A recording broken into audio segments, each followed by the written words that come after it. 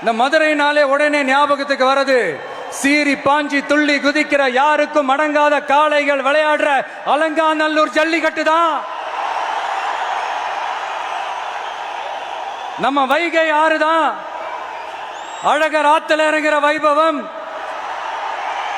மதுரை மீனாட்சி அம்மன் இந்த மண்ணோட உண்மையான குணம், உணர்வு பூர்வமான மண் இது. அது மட்டும் இல்ல, இந்த மண்ணில் வாழ்ற மக்களும் அப்படித்தான் உணர்வு பூர்வமான ஆளுங்க.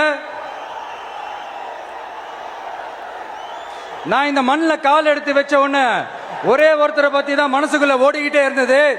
அவர் யாருன்னு உங்களுக்கும் தெரிஞ்சிருக்கும்.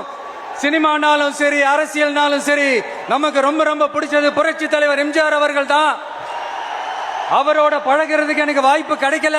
ஆனா அவரை மாதிரியே குணம் கொண்ட என்னுடைய அண்ணன் புரட்சி கலைஞர் கேப்டன் விஜயகாந்த் அவர்களோட பழகிறதுக்கு எனக்கு நிறையவே வாய்ப்பு கிடைச்சது.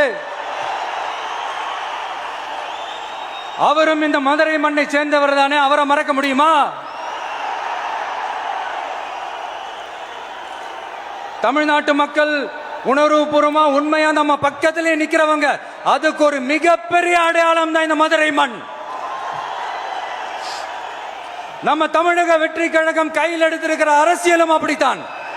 உண்மையான அரசியல், உணர்வு பூர்வமான அரசியல், நல்ல அரசியல், நல்லவங்களுக்கான அரசியல், நாட்டு மக்களுக்கான அரசியல், நல்லது மட்டுமே செய்கிற அரசியல்.